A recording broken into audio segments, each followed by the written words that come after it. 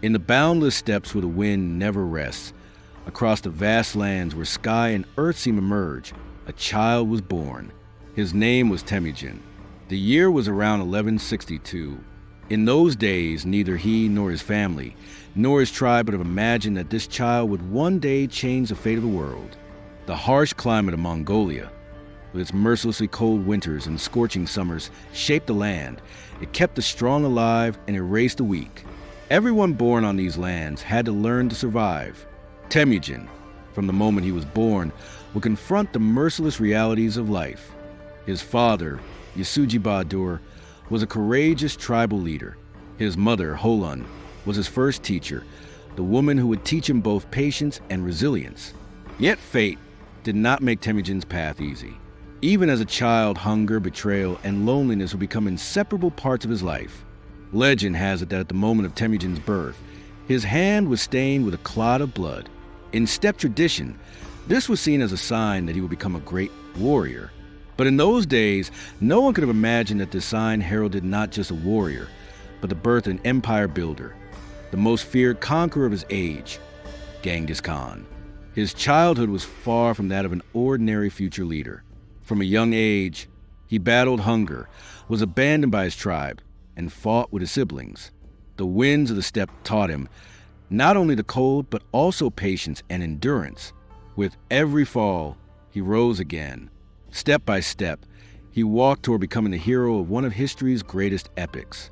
Today, we remember him as a conqueror, an emperor, a barbarian, or a genius. But above all, he was Temujin, the child of the steppe. And now, in this documentary, we will tell the story of how an ordinary boy became Genghis Khan, the man who swept across continents, altered the fate of millions, and cast a shadow that made empires tremble. Across the endless steppes of Asia, the infinite blue of the sky blends with the rolling green of the grasslands. Here, the howling wind never ceases in human ears. At night, countless stars stretch across the sky, covering the earth like a tent. These lands are home to one of history's harshest climates and most relentless trials. Only the strong survive. Only the brave carve their own path. In the heart of this unforgiving landscape, along the banks of the Onan River, a child was born around the year 1162. This river had been a lifeline for steppe tribes for centuries, nourishing pastures and quenching the thirst of animals. On these sacred lands of the Mongols, a baby named Temujin came into the world. Those who considered his birth an ordinary event were mistaken, for this child would grow to become a founder of an empire that would change the course of human history. Legend has it that at his birth, Temujin's hand was stained with a clot of blood. In steppe culture, this was a sign of being a born warrior. The elders of his tribe interpreted it as a prophecy. This child will one day become a great leader. Yet at that moment, no one could have imagined that this baby would become a leader who would subdue not only his own tribe, but the entire steppe and even continents. His father, Yasuji, was the chief of the Kiat clan, known for his courage in battles. He was both protector and guide of his tribe. His mother, Holun, was a woman celebrated for her strong will and intelligence. She would become Temujin's first teacher and most devoted supporter. In the steppe, women were not only mothers, but also guardians with warrior spirits. Holun's character laid one of the firmest foundations for Temujin's future leadership. Temujin's childhood along the Onan River taught him the merciless rules of the steppe. A child born here could not grow up without learning to fight nature, endure hunger, and live on horseback. In winter, snow fell from the sky like sharp blades. In summer, the sun scorched the pastures. These conditions forged Temujin's character, making it as hard as steel. But life for him was not only a struggle against nature. At a young age, he faced his tribe's enemies, suffered a great trauma when his father was poisoned, and was abandoned along with his mother and siblings. Even as a child, he was tested by hunger and loneliness. These experiences shaped his character. He lost a sense of trust, but learned survival and to rely on his own strength. Temujin's story is not that of an ordinary steppe child. He was a boy growing up along the Onan River, under the watchful gaze of Tumri, the god of the sky, and destiny had written for him not only survival, but the path to becoming one of history's greatest conquerors. Today, We know him as Genghis Khan, the man who conquered continents, brought states to their knees, and carried his name beyond the ages. But it all began with Temujin, born in a small tent on the banks of the Onan River. In the lands where Temujin was born, a child's future depended not only on his own will, but also on his family's past. Temujin's father was Yasuji Bahadur. Yasuji belonged to the Kiat clan of the Mongols. He was no ordinary warrior. His courage and military skills made him a respected leader within his tribe. He did not earn the title Bahadur lightly. In the steppe, this honor was given only to warriors who displayed extraordinary bravery, and it was carried for life. Yasuji was a commander respected not only for his swordsmanship, but also for his strategic mind, accustomed to fighting on horseback. But Yasuji was not only a formidable warrior, he was also a leader capable of maintaining balance between tribes. Survival on the steppe depended not only on controlling herds, but also on forming strong alliances. At the time, Mongol tribes were scattered, each loyal to its own leader, frequently warring with one another. Yasuji forged friendships when necessary and repelled enemies when required. On one return from battle, Yasuji's life changed forever. He met a woman who would shape not only his life, but the destiny of his future children, Holun. Holun was a young girl from the Okanut clan, but Yasuji did not win her through an ordinary marriage. He claimed her through one of the steppe's harsh customs, the tradition of abduction. According to legend, he saw Holun being taken to be married to another tribal chief. Captivated by her beauty and nobility, Yasuji and his warriors seized her. In the culture of the time, this was not unusual. Power, courage, and intertribal rivalry played a decisive role in marriages. Holun, however, had no choice but to accept her new fate. Soon it became clear that Holun was not only beautiful but also intelligent, resilient, and determined. On the steppe, women were the backbone of the household, teachers of children, and indispensable to tribal life. Despite being torn from her family, Holun adapted to her new life and quickly became not only a wife but also a true companion to Yasuji. With Temujin's birth, Holun's role as a mother came to the forefront. She would instill in her son not only compassion, but also the will to survive. Indeed, when Yasuji died prematurely and the tribe abandoned them, Holun was the one who kept the family standing. Despite hunger, enemies, and loneliness, she protected her children and raised them. The story of Yasuji and Holun, in fact, laid the foundations of Temujin's own story. On one side was a father brave on the battlefield, and on the other, a mother with a will of steel. These two figures merged in the character of Temujin, who would one day be known as Genghis Khan. Temujin inherited the fire of a warrior from Yasuji, and the strength to survive and unwavering determination from Holun. This is why historians often say when recounting Genghis Khan's story, if Yasuji Bahadur represents his warrior spirit, then Holun is the source of his indomitable will. One of the most significant turning points in Temujin's life came when he was only 9 years old. His father Yasuji was poisoned and killed by the Tatars. Yasuji had been a brave warrior, belonging to one of the strongest tribes of the steppe. After his death, the fate of Temujin and his family changed drastically. By tradition, the tribe was responsible for protecting widows and young children. Yet, after Yasuji's death, his tribe saw Holun and her children as a burden. Temujin's family was left alone in the vast steppes, facing hunger and poverty. Holun was a woman of iron will. To keep her children alive, she gathered wild herbs, roots, and sometimes even fish from a barren land. Hunger became the heaviest companion of Temujin's childhood. These hardships hardened his character. He had to learn resilience, patience, and determination at a very young age to survive. But it was not only hunger he had to face. Family conflicts also tested him. His half-brother, Bekter, gradually began to challenge Temujin's authority. Tensions over the distribution of limited family resources eventually reached an irreversible point. Temujin and his brother Kasar killed Bekter. This event left a deep mark on his soul, for he had both spilled blood of a sibling and taken a bold step on the path to leadership. These harsh experiences in childhood laid the foundation of Temujin's character, a worldview in which trust is hard-earned, betrayal comes easily, and power is valued above all else. During his youth, he faced another great trial, The Taichi-Ut tribe saw Temujin as a potential threat and captured him. They shackled the young boy with a heavy wooden yoke, imprisoning him in chains. Yet Temujin's determination and willpower shone through. Taking advantage of a guard's momentary distraction, he managed to escape under the cover of night. This flight was his first victory, symbolizing not only his freedom but also his future leadership. Throughout these years, Temujin experienced the merciless nature of the steppe in its deepest form: hunger, betrayal, death, and captivity. Yet all of these trials did not break him. They made him stronger. Even as a young boy, the character of the man who would one day become an emperor was already taking shape. As Temujin entered his youth, one of the most crucial turning points shaping his future was his marriage. While his father Yasuji was still alive, a betrothal agreement had been arranged under the guidance of Holun.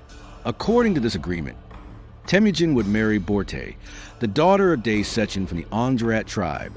In the traditions of the steppe, such marriages were not only meant to strengthen family ties, but also to solidify political alliances between tribes. Borte was known not only for her beauty, but also for her intelligence, grace, and resilience. At the beginning of their marriage, she knew that Temujin was a young man without a tribe, without power, and facing insurmountable obstacles. Yet Borte stood by him despite all these hardships. This loyalty would become one of the most important values engraved into Temujin's character and the foundations of his dynasty in the years to come. The black sable fur given to Temujin as Borte's dowry would later become a symbol that would change the course of history, for this very fur would be used in Temujin's first diplomatic maneuver. However, this young marriage was soon shaken by the harsh realities of the steppe. Years earlier, Temujin's mother Holun had been abducted from the Merkits by Yasuji. The Merkits had not forgotten this, and they waited for an opportunity for revenge. Learning that Temujin was young, powerless, newly married, and leading only a small group, the Merkits launched a sudden raid. During this attack, Borte was abducted by the Merkits. For Temujin, this was one of the most devastating blows of his life. He had not only lost his wife, but the honor and future of his family were also in jeopardy. Borte remained a captive among the Merkits for days and months. During this time, Temujin burned with the fire of both love and ambition. Retrieving Borte was not just a matter of saving his wife. It was also a matter of earning respect as a leader among the tribes. It was at this point that Temujin realized for the first time that sheer force alone was not enough. In the steppe, being strong did not come solely from wielding a sword. It also required forming alliances. With this in mind, he turned to Ong Han, the powerful leader of the Kariat tribe. Ong Han had been a friend of Temujin's father, Yasuji. Temujin presented him with the black sable fur as a token of loyalty. This gesture was both a demonstration of diplomacy and an early sign of Temujin's emerging political acumen. Ong Han saw potential in the young Temujin and agreed to support him. At the same time, Temujin's childhood friend and Anda blood brother, Jamukha, also joined the alliance. Through diplomacy and the bonds of friendship, Temujin made possible what he could not have achieved alone. The three-way alliance took action against the Merkits. Ong Han's armies, Jamukha's warriors, and Temujin's own small force combined to launch a strike against the Merkits. As a result of this attack, Borte was rescued and returned safely to Temujin's side. This was not merely the rescue of a wife. It was also Temujin's first major emergence on the steppe stage. From that moment on, he was no longer remembered solely as an orphan child abandoned by his tribe. He began to be recognized as a leader who forged alliances through diplomacy, won battles through strategy, and risked everything for those he loved. With Borte's return, Temujin's family was reunited. Soon after, their first son, Joki, was born. This marked not only Temujin's role as a family man, but also the beginning of a dynasty that would one day be built upon an empire. This event served as a preview of the path Temujin would follow in the future. Previously, steppe tribal leaders relied primarily on bloodlines and warrior traditions for power. Temujin, however, took a different approach. He chose to accumulate strength through alliances, by earning trust, and by employing his diplomatic intelligence. This method quickly set him apart from his rivals. Across the boundless plains of the steppe, the process that began with the Merkit raid transformed Temujin's destiny. He was no longer just a warrior struggling to survive. He was a leader on the path to becoming Genghis Khan, the man who would one day shake all of Asia. In steppe culture, being Anda was far from an ordinary friendship. It was a blood-sealed oath. Two young warriors would mix the blood running through their veins in the same cup and drink it, becoming not just friends but brothers, or even soulmates. The Anda oath represented lifelong loyalty, unbroken devotion, and a shared destiny. Often, this bond was considered stronger than brotherhood by blood. During Temujin's youth, the most important person with whom he formed this sacred bond was Jamukha.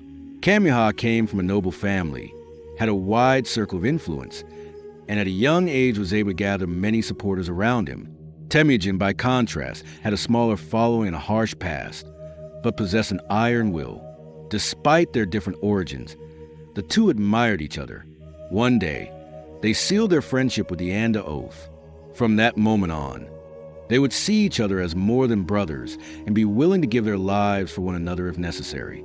The Anda culture also played a significant role in steppe politics. Two leaders declared blood brothers would draw their tribes closer and fight together against common enemies. Under this tradition, Temujin and Jamukha supported each other for many years. After Borte's rescue, Temujin began to consolidate his power.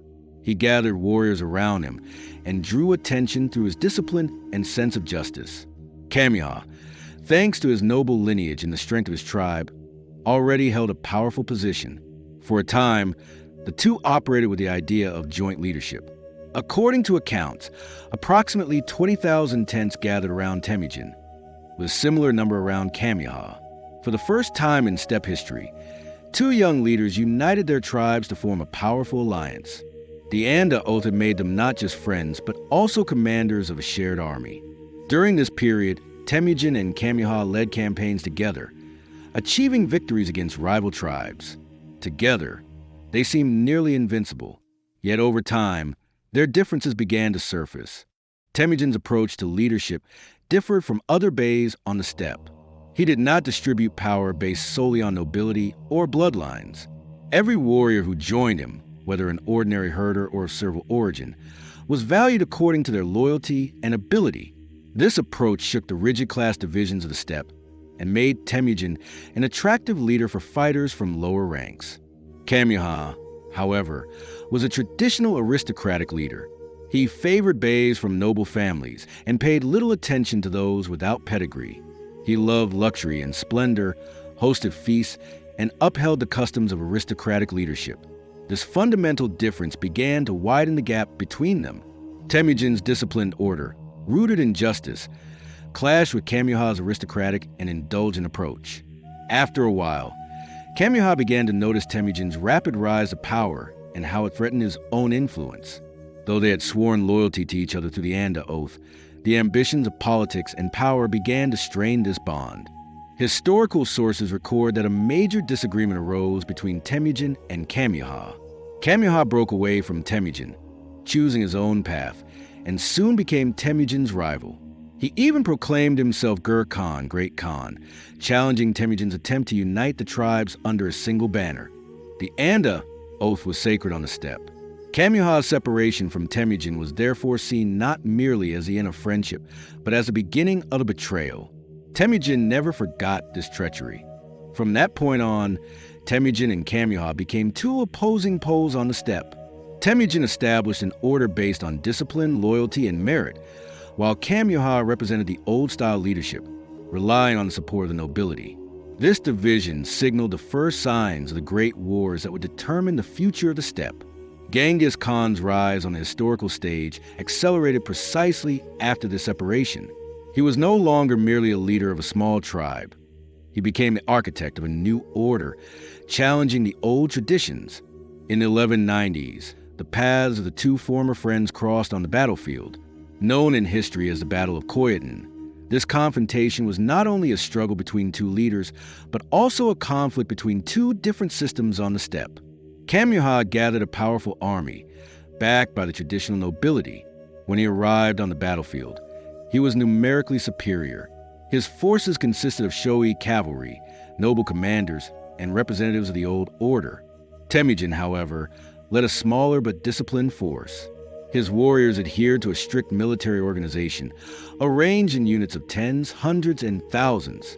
Orders were executed without question, and loyalty was regarded as the highest virtue. When they faced each other at Koytend, the people of the steppe held their breath. This was not just a clash. It was a test to determine which leadership model would shape the future. Despite their numerical advantage, Kamyaha's forces were undisciplined. The Beys acted independently, each seeking personal glory. Temujin's army, however, moved with the unity of a single body. As the battle began, Temujin employed the steppe's famous feigned retreat to wear down the enemy. Part of his forces withdrew, luring Kamyaha's army into a disorderly pursuit, intoxicated by the prospect of victory. At that moment, Temujin's hidden reserve struck from the flanks, encircling Kamyaha's forces. Within a short time, the advantage shifted to Temujin. The pride of the aristocratic order was shattered against the steel of the disciplined new system. The Battle of Koytend ended with Temujin's decisive victory. After the battle, Kamyaha's power was completely broken. Once surrounded by thousands of tents and recognized as a strong and feared leader, he was now reduced to a fugitive bey. Only a handful of warriors, whose loyalty was in doubt, remained by his side. The rest chose to join Temujin's disciplined and just order. On the steppe, the winds now blew in Temujin's favor, a wind that was more than a physical breeze. It was a symbol of power and authority. Kamyaha's fate was shaped by a harsh reality often seen on the steppe. Tribes that had once been loyal betrayed him as they witnessed Temujin's rise, abandoning their leader. On the steppe, power was won not only through numerical superiority or noble lineage, but also through trust, discipline, and merit. Kamyaha, once a shining star of the steppe, now stood on the brink of both physical and symbolic decline. After his defeat, Kamyaha was forced into hiding. Those who had once fought alongside him eventually brought him before Temujin. This moment was not only the fall of the leader, but also a test of one of the steppe's deepest customs. The trial of an elder brother bound by blood under the harsh hand of fate. A heavy silence fell as Temujin faced his former friend. This silence was far removed from the clamor of the battlefield. It was the quiet of a moment overshadowed by blood, brotherhood, and betrayal. Temujin looked at his old comrade, recalling their Anda oath, the victories and losses they had shared, while weighing the weight of hostility and treachery. Both bore the burden of the past. Kamyaha spoke with calm and honor. "Brother, I have made mistakes. I know you will show me mercy. But kill me, for I will not live in the shadow of your greatness. In honor of our old friendship, let my death be noble." These words were not merely an expression of surrender.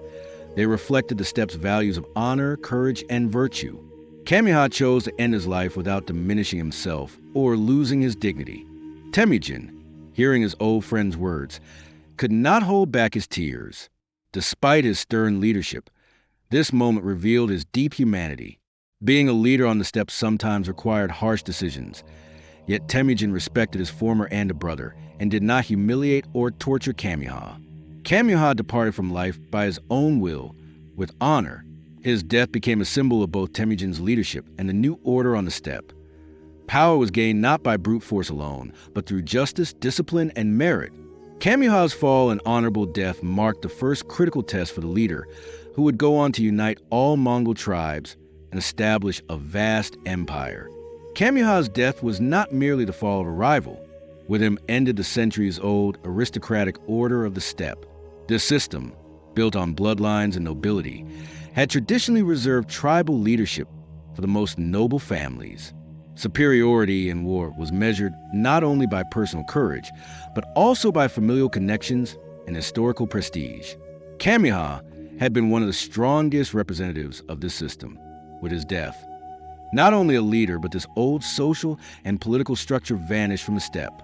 Tribes now looked to a new order based on merit and discipline rather than the monopolies of tradition. At this pivotal moment, Temujin was ushering in a new era. His approach to leadership relied not only on power, but also on justice and order. Through his disciplined army, units that executed orders without question, and a policy of promoting skilled individuals, the steppe tribes willingly pledged loyalty to him. Those who joined Temujin earned value, not merely through lineage, but through courage, talent, and loyalty. This new order was founded on three essential principles. Merit. Everyone assumed responsibility according to their ability and loyalty. Discipline. Orders were carried out within a strict hierarchy and structure. Justice. Temujin rewarded not just those with power, but those who were right. The principles Temujin implemented changed the fate of the steppe. Tribes no longer bowed to privileges of old beys, but to Temujin's iron discipline and sense of justice.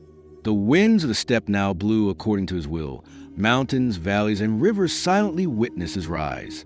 The Battle of Koytend and Jamukha's death became one of the critical turning points in Temujin's ascent in world history. These events symbolized not only the tragic end of an old friend, but also the collapse of a centuries-old tribal hierarchy. This victory gave Temujin not just physical power, but political authority, respect, and undisputed leadership over the steppe. The tragic story of two leaders bound by an anda oath shaped Temujin's leadership and his influence over all Mongol tribes. It became a defining moment in steppe history, a stage where friendship, betrayal, strategy, and discipline converged to change the course of history. Thus, the rise of Genghis Khan was not merely the triumph of one man. It marked the birth of a new order on the steppe, a vision of an empire founded on justice and merit. From then on, tribes would stand together, not under the oppression of old traditions, but trusting the order and fairness Temujin had established. For centuries, the Mongol tribes on the steppe had lived independently, often at odds with one another. Each tribe was led by its own chief, protecting its lands and herds, and occasionally engaging in small-scale conflicts with neighboring clans. The rules of the steppe were shaped by both the harsh natural conditions and the social order. The nomadic horseback lifestyle demanded constant movement and protection of resources. Conflict between tribes were often part of survival and the safeguarding of herds. However, in the early 1200s, Temujin began to change the rules of the steppe and the balance of power among the tribes. His new order was founded on discipline, merit, and justice. Nobility alone no longer determined status, but rather skill and loyalty. This approach allowed small communities to gradually unite into a larger collective. Under Temujin's leadership, tribes that had once been rivals began to come together around a shared purpose. By 1206, Temujin's following had grown to include not only his own clan, but many other tribes and communities. Delegates, advisors, warriors, and elder chiefs arrived from all corners of the steppe, gathering the Great Kurultai assembly near the Orkhon and Onon rivers. The site was surrounded by wide plains that stretched to the sky, showcasing the full grandeur of the steppe. The colors of the tents, flags, horses, and weapons combined to create a spectacle the likes of which had never before been seen on the steppe. This Kurultai was not merely a meeting. It was a turning point in Mongol history and the stage of birth of a new state and its leader. All eyes were on Temujin. He now appeared on the historical stage not only as a leader of his clan, but as a representative of all Mongol tribes. In steppe culture, a Kurultai was more than a place to make political decisions. It was a ceremonial arena to display power, respect, and legitimacy. Each tribe arrived with its colorful tents, decorations, and demonstrations of their warriors' skills. Some tents were adorned with feathers, furs, and bright fabrics. Warriors performed acrobatics on horseback, demonstrating their prowess with bows and spears. On one side, music and shamanic prayers rose to the sky. Steppe shamans offered feathers and incense to Tungri, praying for unity and justice. On the other side were mounted displays and simulated battles. The tribes demonstrated their skill and discipline both to one another and to Temujin. The ceremony was not only a visual spectacle, but also an exhibition of power and prestige. All delegates gathered around Temujin as a symbol of the new order based on strength and merit. Respect was now measured not by nobility, but by achievement, loyalty, and justice.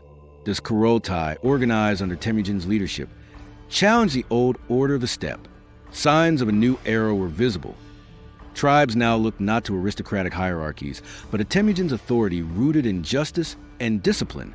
The most critical moment of the Kurultai came when Temujin was presented before the assembly and officially given the title Genghis Khan. This moment was more than a change of name. It signified the formal recognition of the right for the long-divided Mongol tribes to unite under a single leader. On the steppe, The conferral of a title represented both political approval and spiritual legitimacy. The name Genghis symbolized the vastness and boundless power of the sky. In Tungri belief, the sky was sacred, and possessing its name implied a connection with divine power. Khan denoted a ruler, leader, and supreme authority. With this title, Temujin was no longer merely the leader of his clan. He became the sovereign of all united Mongol tribes, a figure to be remembered in history. During the Kurultai, delegates swore oaths of loyalty to him.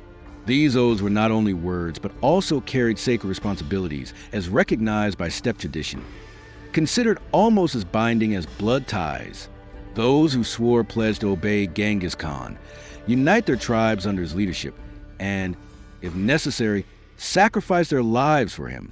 Each tribe's delegation performed rituals as part of this oath. Some warriors dismounted and raised their hands to the sky, praying to Tungri. Others renewed their anda, blood brotherhood, and leadership bonds through blood rituals. The ceremony was both a political protocol and a spiritual union, symbolizing the dawn of a new historical era. From that moment on, every tribe recognized Genghis Khan's authority, uniting their communities under the shadow of this great leader. The winds of the steppe carried this unity across the plains. Horses, flags, and tents displayed the first signs of a new empire. This moment officially marked Temujin's transformation from a minor clan leader into the supreme ruler of all Mongol tribes. His name would no longer belong to a single man alone, but to the force that shaped the destiny of the entire steppe. With the conferral of the title Genghis Khan, a new state structure was officially born. This system would completely transform the old hierarchy and aristocratic order among the tribes. Power was no longer measured solely by nobility or bloodline, but by competence, loyalty, and discipline. Its key features were as follows. Central authority. All Mongol tribes ceased to be independent clans and united under a centralized administration. Tribal leaders were now obligated to prioritize the common goals set by Genghis Khan rather than their own interests. This represented one of the greatest political transformations in steppe history, as each tribe relinquished its independent sphere to submit to a single central authority. Merit and discipline. Leadership positions and military commands were assigned based on ability and loyalty, not lineage. Temujin selected the strongest and most capable individuals from the tribes for important positions, establishing a disciplined army. This system provided both military superiority in battle and social stability across the emerging state. Law and justice. During the Kurultai, the first formal laws and regulations, known as the Yassa, were established. These laws covered a wide range of issues, from the distribution of spoils and punishment for crimes to conduct in warfare and diplomacy. The Yassa also functioned as a reference point for maintaining peace between different tribes and reinforcing a shared sense of justice. Military organization. All warriors were organized into units based on tens, hundreds, and thousands, with orders executed promptly and systematically. This structure allowed the army to move quickly and implement flexible tactics. The advantages of the nomadic cavalry lifestyle, combined with this new organization, gave Temujin immense military power. These structures laid the foundation for Genghis Khan's later campaigns, enabling him not only to conquer Mongolia, but eventually all of Asia. For the first time, the steppe witnessed a centralized authority unprecedented in its history. The 1206 Kurultai was not merely the rise of a leader. It marked the birth of a new era on the steppe. Tribes no longer answered to leaders based on hereditary privilege, but pledged allegiance to Genghis Khan's authority, grounded in justice, discipline, and merit.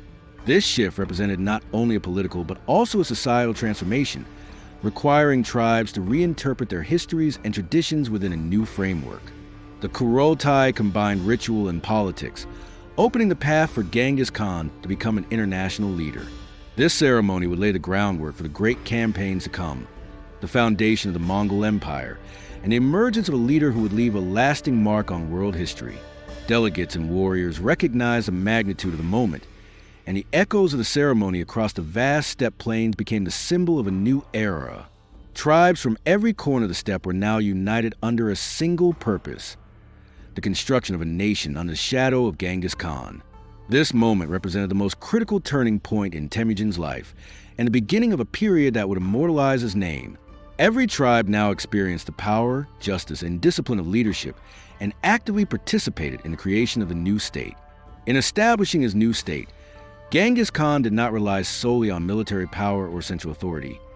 He also implemented a clear and binding system of laws and regulations known as the Yassa. This legal code governed life on the steppe and served as a foundation of social justice and discipline. The Yassa particularly addressed discipline and military order. Strict punishments were imposed for breaches of military discipline and failure to obey orders. Soldiers faced both physical and social consequences for disobedience or negligence. For instance, a commander who failed to execute orders during battle could be demoted and severely beaten. Such discipline ensured that the Mongol army could operate swiftly and efficiently under any circumstances. Distribution of spoils. Loot acquired from conquered cities and tribes was distributed according to established rules. Both soldiers and officials were rewarded fairly, and those who committed theft or acted unjustly were harshly punished. Every soldier's share was guaranteed, regardless of rank or nobility, reinforcing motivation and loyalty within the army. Treason and theft. Genghis Khan regarded betrayal and theft as among the greatest threats to the state. The Yassa imposed death for treason and severe punishment for theft. In some cases, consequences extended to the traitor's family, eliminating threats to the state's security and strengthening both public trust and fear-based respect for authority.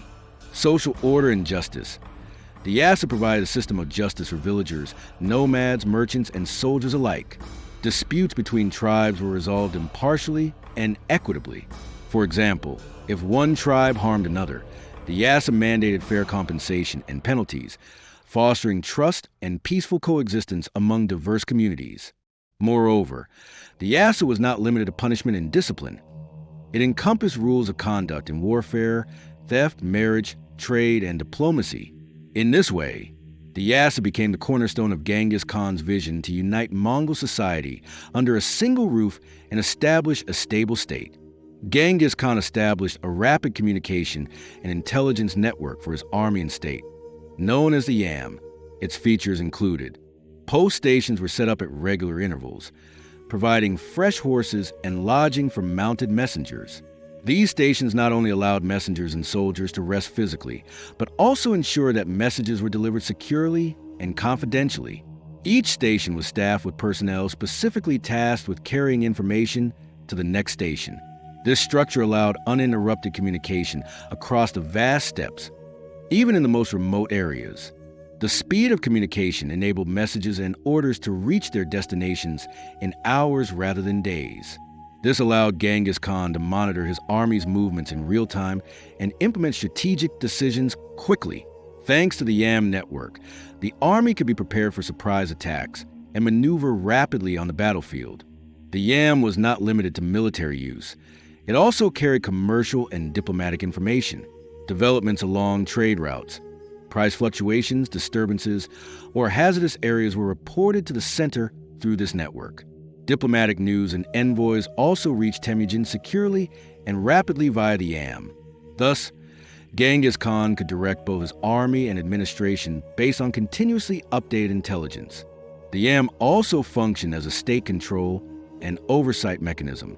It made it possible to gather information about distant tribes or provinces, detect potential rebellions or acts of treason, and intervene when necessary.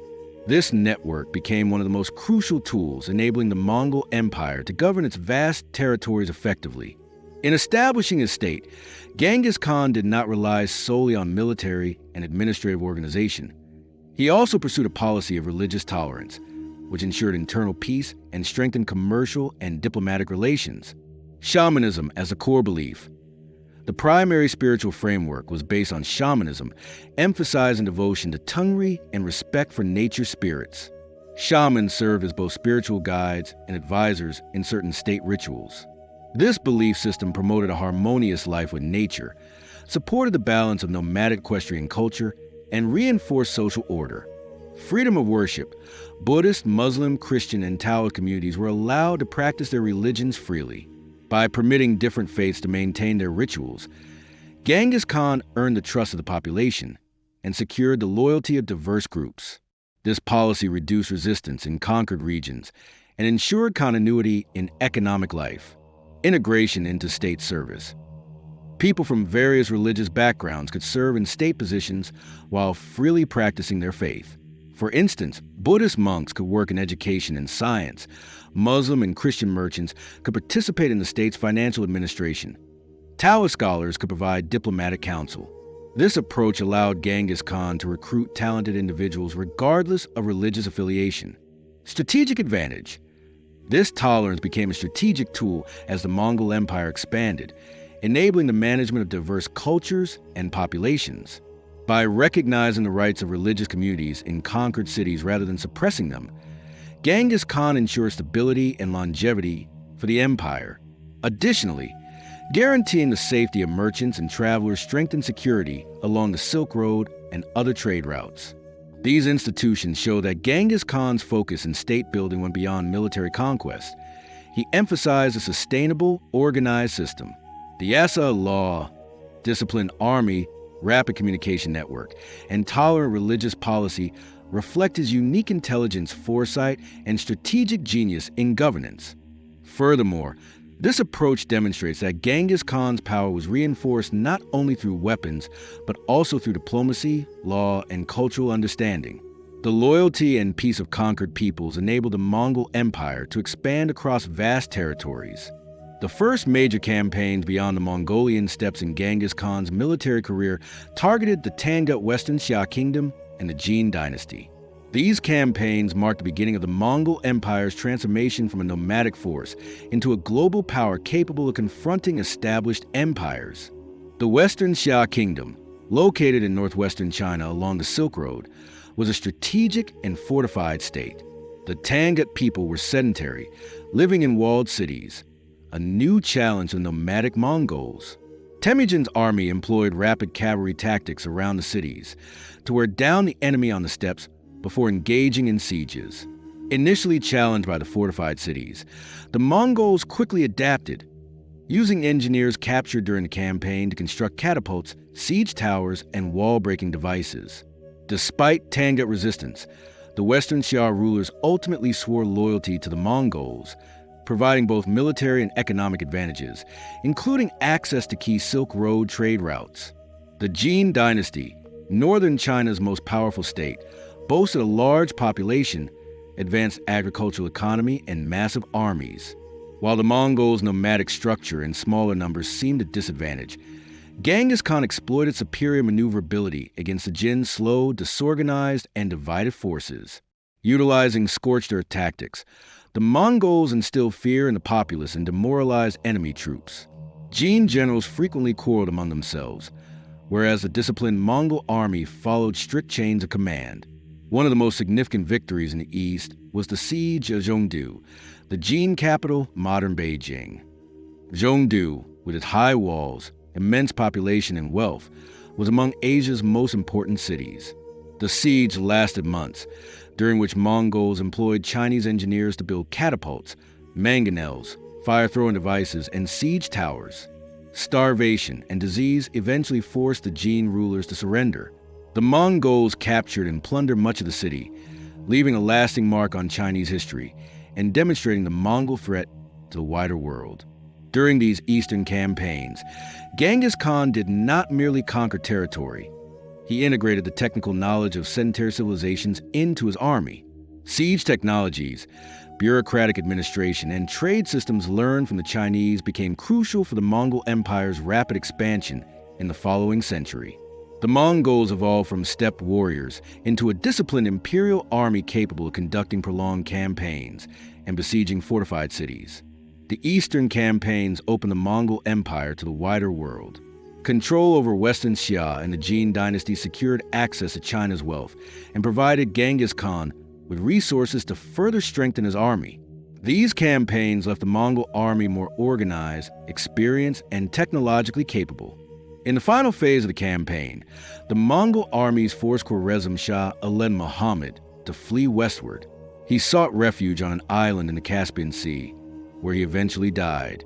Following this, Subutai and Jebe led their forces northward, targeting the Kingdom of Georgia, where they won several major battles. They confronted the Alans and Kipchaks, and although the Kipchaks attempted to form alliances against the Mongols, they were ultimately unsuccessful. The Mongol raiders advanced from the northern Caspian Sea into the steppes toward the Black Sea, eventually coming into contact with Kievan Rus. In 1223, at the Battle of the Kalka River, the Mongols delivered a crushing defeat to the Rus-Kipchak coalition. This engagement marked the first serious Mongol incursion into Europe.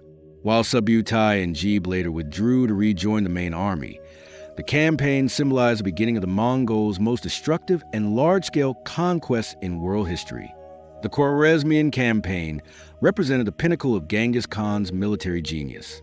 Within just a few years, one of Central Asia's most powerful states was completely annihilated. The fall of cities like Bokhara, Samarkand, and Urgen sent shockwaves throughout the Islamic world. Massacres and population relocations reshaped the region's demographics. Mongol control over trade routes disrupted global economic balances. Moreover, the raids of Subutai and Jebe served as a preview of the Mongol army's future campaigns deep into Europe. After the Khwarezmian campaign, Genghis Khan dispatched his elite generals Subutai and Jebe westward. Their mission was twofold: to explore new territories and to test the strength of Western powers against the Mongol Empire. This small but highly mobile force advanced through the Caucasus, targeting the Alans and Kipchaks. Initially, the Mongols fought the Alans while diplomatically bringing the Kipchaks to their side, isolating the Alans and quickly defeating them. However, this temporary alliance soon collapsed as the Kipchaks realized they were now under threat. They turned to the northern Rus principalities for assistance. At that time, Russia was not a unified kingdom centered on Kiev, but a collection of competing principalities. Princes from Kiev, Galicia-Volhynia, Chernihiv, and other regions responded to the Kipchaks' call, forming a combined army of roughly 40,000 to 50,000 men, a rare instance of unity among the Rus. Yet, this coalition was fragile, burdened by internal political rivalries and strategic disagreements. The decisive victory through the feigned retreat, knowing that the Rus-Kipchak forces vastly outnumbered them, Subutai and Jebe employed a classic Mongol tactic: the feigned retreat. The Mongols pretended to withdraw, luring the enemy over long distances. This maneuver lasted for weeks. The Rus princes, convinced the Mongols were weak, became overconfident. Instead of maintaining formation, they pursued plunder, breaking their ranks. When they reached the Kalka River, they fell into a well-laid trap. Subutai's forces suddenly turned and attacked. Mongol archers rained arrows on the disorganized Rus and Kipchak soldiers, while cavalry units encircled and crushed the enemy. The Rus army was utterly defeated. Some princes attempted to flee, others fell in battle. Notably, Prince Mstislav Romanovich of Kiev was captured. The Mongols reportedly promised mercy, but in accordance with their customs, they executed him and other nobles in a psychologically humiliating manner, laying them on the ground and using a banquet table to carry out the killings. This method served as both punishment and a striking example of Mongol psychological warfare. The victory at the Kalka River was more than a battlefield triumph. It marked the first significant demonstration of Mongol military power in Europe. The Rus princes and Kipchaks realized they could not withstand the Mongols' speed, tactical genius, and ruthless discipline. Yet, the Mongols did not pursue permanent conquest. Subutai and Jebe's mission was reconnaissance and raiding, while the main Mongol army remained in Central Asia. They returned east to rejoin Genghis Khan. Nevertheless, the Kalka River campaign instilled deep fear in Eastern Europe. Unity among the Rus principalities weakened further, and the Kipchaks remained vulnerable on the steppes. This battle foreshadowed the major Mongol invasion led by Bata Khan in 1237, when the Mongols would return to Russia not merely to raid but to destroy and establish long-term domination.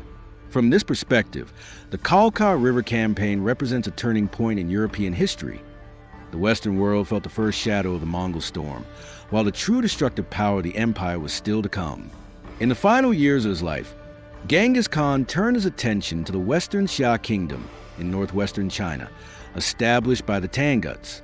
The Tanguts had previously failed to honor agreements with the Mongols, refused military support during campaigns, and at times secretly allied with the enemy.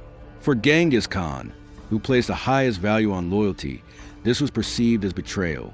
The Western Xia Campaign, 1226 to 1227, the campaign, which began in 1226, once again demonstrated the formidable strength of the Mongol military machine. The Mongol army employed rapid cavalry raids to besiege and capture Western Xia cities one by one. The Battle of Lingzhou proved to be a decisive victory for the Mongols. Advancing along the Yellow River, they laid siege to the capital Yinchuan. Despite tanged-up resistance, the military weakness and sequential fall of cities led to the eventual collapse of the kingdom. This campaign was not only a punitive action, but also the last major military undertaking of Genghis Khan's life. With the elimination of Western Xia, all obstacles in northwestern China were removed, paving the way for the future establishment of the Yuan dynasty. The controversy over his death. By this time, Genghis Khan was advanced in age and fatigued from decades of warfare. Various accounts exist regarding his death. Horseback accident. Some sources claim he fell from his horse during a hunt and suffered fatal injuries. Illness. Other accounts suggest he contracted a fever, possibly malaria, during the campaign. Battle wound. Some sources say he was fatally wounded during the siege. Although the exact cause remains unknown, it is generally accepted that he died in August 1227, shortly before or after the fall of Western Xia's capital. The Mongols concealed his death for a time to maintain morale and did not publicly announce it until the campaign was completed. The mystery of his tomb. One of the most enduring mysteries is the location of Genghis Khan's tomb. According to Mongol tradition, the burial sites of great Khans were kept secret, and those who knew the location were often eliminated. Legend holds that his body was brought to the sacred lands of Borte in Mongolia. Some accounts even claim that the funeral procession concealed its tracks with blood to maintain secrecy. Despite centuries of searches, his tomb has never been definitively found, adding to the legendary aura surrounding him. Borte remains a sacred site for Mongols today. Division of the empire among his sons. Before his death, Genghis Khan divided his vast empire among his sons. This division was not merely a matter of inheritance. Each son received a substantial realm, but the title of Great Khan carried supreme authority over the entire dynasty. Jochi Golden Horde. The eldest son Jochi received the western steppes, laying the foundation for what would become the Golden Horde. However, Jochi predeceased his father, and the inheritance passed to his sons, notably Khan, who later led campaigns into Russia and Eastern Europe. Chagatai Khanate. The second son Chagatai governed the region around Transoxiana, later known as the Chagatai Khanate, and established his own laws and administrative system. Ogidi Great Khan, the third son Ogidi, was designated the Great Khan at the 1229 Kurultai. Under his leadership, the Mongol Empire would continue expanding westward, launching major invasions into Europe. Talyui, Central Lands. The youngest son Talyui inherited the central Mongolian heartlands, commanding the core of the empire's army. His lineage eventually produced Kublai Khan, founder of the Yuan dynasty in China. Legacy of his death. The death of Genghis Khan was not merely the passing of a ruler, it marked a turning point in world history. The empire was divided into 4 branches, yet Mongol power did not diminish. Through the campaigns of his sons and grandsons, the Mongols continued to project influence across Europe, Central Asia, and China, shaping the course of global history for decades to come. Genghis Khan and his successors made the security of trade routes a top priority. Previously fragmented by rival states, tribal territories, and bandit attacks, these routes became safe under centralized Mongol control. Pax Mongolica. Historians call the mid-13th century period of stability and security under the Mongols a Mongol peace, or Pax Mongolica. Similar to the Pax Romana, Mongol governance facilitated long-distance travel and trade across continents. Protection for merchants. Mongols provided state-backed protection for trade caravans and punished theft or attacks harshly. As a result, merchants could safely transport goods across the Central Asian steppes, from Chinese ports to the Middle East. Trade and cultural flow along the Silk Road. Under Mongol control, goods such as silk, spices, precious stones, furs, ceramics, and metals traveled faster and more securely across Eurasia. Technological transfer. Chinese innovations, such as the compass, gunpowder, and papermaking techniques, spread westward via Mongol campaigns. These technologies revolutionized navigation, warfare, and education in Europe. Flow of knowledge. Ideas traveled alongside goods. Chinese astronomy and medicine reached the Islamic world, while mathematics, philosophy, and science from the Middle East spread into Asia. Travelers and diplomats. The Mongols facilitated movement for merchants, travelers, and diplomats. Figures like Marco Polo could safely reach China and return, carrying observations and knowledge to Europe. This made the Mongol Empire a key conduit for intercontinental cultural exchange, religious tolerance, and cultural interaction. Genghis Khan and his successors practiced religious tolerance. Buddhism, Islam, Christianity, shamanism, and Taoism coexisted within the empire. Clergy were respected and exempted from taxation. Genghis Khan reportedly said that different religions represented the different faces of the sky. This tolerance accelerated cultural interaction. Scholars, artists, architects, and craftsmen from various nations were invited to Mongol courts. Chinese engineers built bridges and siege machines in the Middle East, while Muslim scientists conducted calendrical studies in China. The dark side, massacres and destruction. Genghis Khan's legacy was not solely peace and exchange. Mongol conquests often brought widespread destruction. Massacres. Cities that resisted were frequently punished mercilessly. During the Khwarezmian campaign, resisting cities were destroyed and their populations killed. Agricultural devastation. Irrigation channels and farmland, especially in Transoxiana, were destroyed, reducing agricultural productivity for centuries. Destruction of cities. Important cultural centers like Bokhara, Samarkand, and Nishapur suffered severe damage. Libraries were burned and portions of scientific and cultural heritage were lost. Mongols used extreme measures to prevent resistance. Cities that resisted were made examples of. While effective in the short term, this caused long-term disruption to urban culture. Genetic and historical legacy. Genghis Khan's impact is also biological and genetic. Studies suggest that around 16 million men, particularly in Central Asia, may descend from him and his lineage, representing one of history's largest genetic legacies. Mongol conquests accelerated population movements across Eurasia. Turkic and Mongol tribes migrated westward, founding new states. Historically, the Mongol Empire reshaped global politics. In China, Yuan dynasty. In Iran, Ilkhanate. In Russia, Golden Horde. In Central Asia, Chagatai Khanate. The Mongol trade network also increased interaction between Europe, the Middle East, and Asia, facilitating the flow of goods and knowledge that would eventually lay the groundwork for the Renaissance. In summary, Genghis Khan's legacy is complex and contradictory. On one hand, he secured Eurasian trade, accelerated intercontinental cultural and technological exchange, and promoted religious tolerance. On the other hand, his conquest caused massive death, destruction of cities, and long-term societal disruption. Yet, this dual legacy fundamentally reshaped world history. Genghis Khan was not merely a conqueror whose armies spanned continents. He was also a visionary founder who established a sophisticated system of governance and law that left a lasting mark on history. Under his leadership, the Mongols quickly transformed from scattered nomadic tribes into one of the largest empires the world has ever seen. His prowess as a warrior was matched by his talent as a state builder.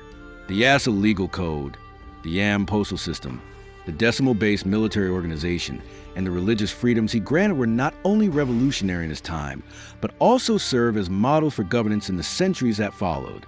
Even after the Mongol Empire fragmented in the century following his death, Genghis Khan's legacy persisted across diverse regions. The Golden Horde's influence in Russia, the Chagatai Khanate's political culture in Central Asia, the Ilkhanate in Iran and Anatolia, and Kublai Khan's Yuan dynasty in China all trace their foundations directly to his vision.